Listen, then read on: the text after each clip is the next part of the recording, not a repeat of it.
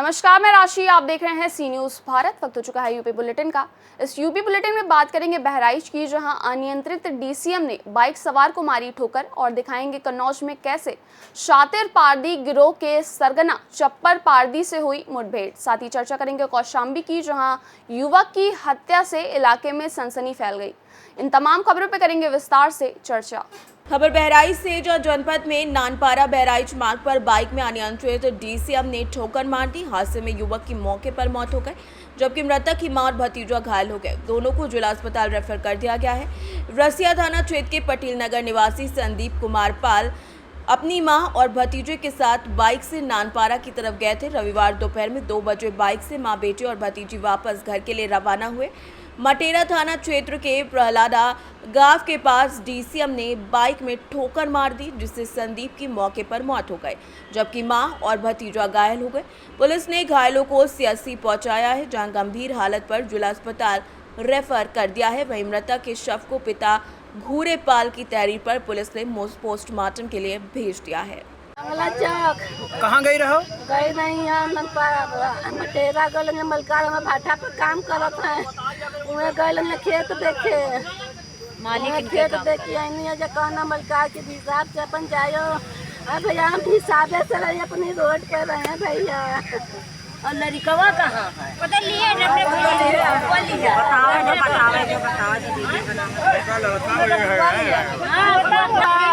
संदीप पाल नाम है?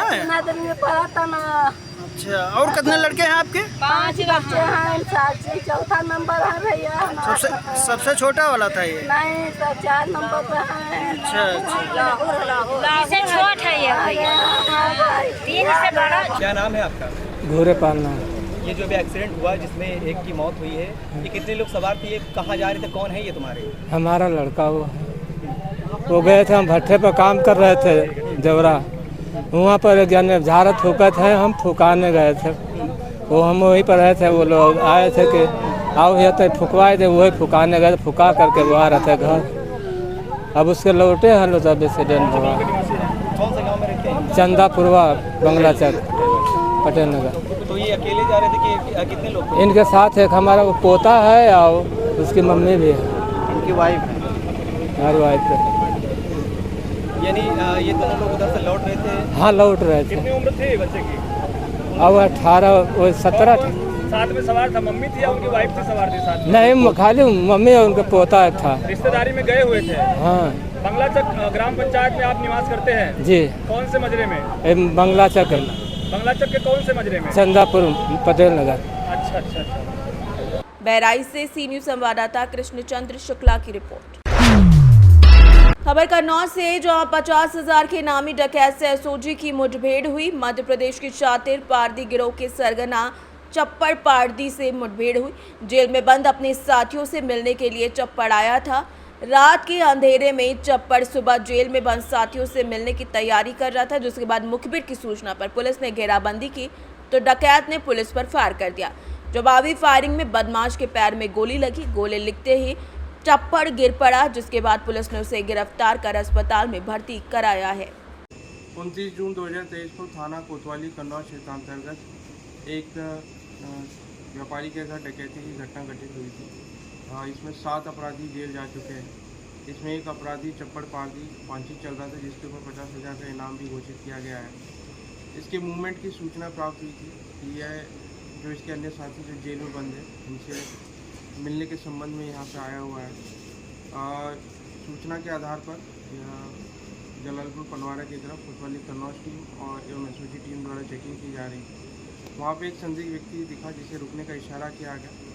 न रुकते हुए इसने पुलिस टीम पर फायर किया। आत्मरक्षा पुलिस फायरिंग में इसके पैर में गोली लगी है।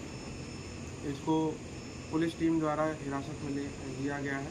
इसके पास से एक तमंचा 315 बोर, 3 जिंदा कारतूस और 2 खोखा कारतूस बरामद किए गए हैं। इसमें अग्रिम विधिक कार्रवाई की जाएगी।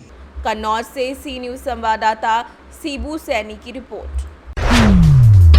खबर कौशाम्बी से, जहां संदीपन घाट थाना क्षेत्र अंतर्गत मुजाहिदपुर गांव में 25 वर्षीय विनोद कुमार पर ईंट से वार कर उसकी हत्या कर दी गई। सुबह खेत की तरफ गए ग्रामीणों ने शव देखा तो हड़कंप मच गया। ग्रामीणों ने इसकी सूचना परिजनों और पुलिस को दी। शव मिलने की सूचना पर उच्च अधिकारियों सहित पुलिस बल मौके पर पहुंच गया। घटनास्थल पर खून से सना ईंट, शराब की बोतल और ताश के पत्ते मिले। अनुमान लगाया जा रहा है कि युवक की हत्या जुआ खेलने के दौरान किसी विवाद पर हुई थी। क्या घटना घटी है? 12 बजे से निकले हमारी भैया का रात के कौना मारा हवई है, भैया का कौना मारा हवई रे। क्या नाम है आपका? मेरा रूपा नाम हवई भैया। अब उनकी कौन है? उनके पत्नी है। हुई है। हमें सुबह पता लगी है, हम विनोद के भाई हैं। पता लगा कि यहाँ सगई नाम है उसका, विनोद है। देखे उसके सर में चोट लगी है। मालूम नहीं किस समय अपने घर से निकला, कहाँ नहीं, किस समय मारे हैं नहीं। कौन है आप? हम उनके भाई। क्या नाम है आपका? हरिमल पटेल। हाँ सर, यह घटना क्या हुई है? ये आज सुबह 6:30 बजे के आसपास थाना संदीपन घाट को एक सूचना मिली कि मुजाहिदपुर गांव में थोड़ा बाहर साइड में एक डेड बॉडी पड़ी हुई है, जिस पर एसओ संदीपन घाट अपनी टीम के साथ पहुंचे। फील्ड यूनिट को भी बुलाया, सीओ चायल साहब भी पहुंचे और डेड बॉडी को मोर्चरी भेज दिया गया है। सर पे उसके हल्की चोट जो फोटो में दिख रही है अभी वो है, और बाकी मोर्चरी पे पहुंची है बॉडी। पीएम के बाद जो भी सच्चाई होगी वो सामने आएगी। बाकी हम लोग तफ्तीश कर रहे हैं, जो भी सच्चाई पता चलेगी आप लोगों के सामने रखा जाएगा। कौशाम्बी से सी न्यूज संवाददाता इम्तियाज अहमद की रिपोर्ट।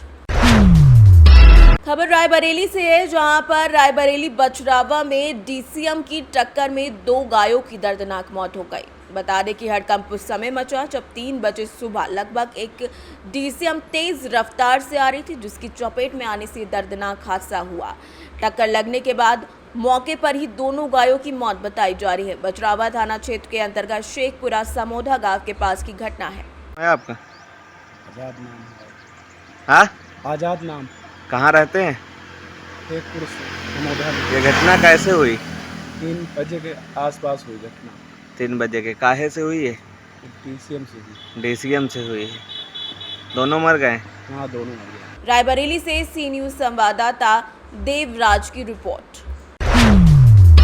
खबर संभल से, जहां पर संभल में 17 वर्षीय युवती की हत्या के मामले में पुलिस ने खुलासा करते हुए मृतका की मां और 2 भाइयों को गिरफ्तार किया है। युवती की हत्या उसके परिवार वालों ने ही की थी। बताया जा रहा है कि 17 वर्षीय युवती की उस समय गोली मारकर हत्या कर दी गई थी, जब वो रात में मोटरसाइकिल पर अपनी मां और भाई के साथ घर आ रही थी।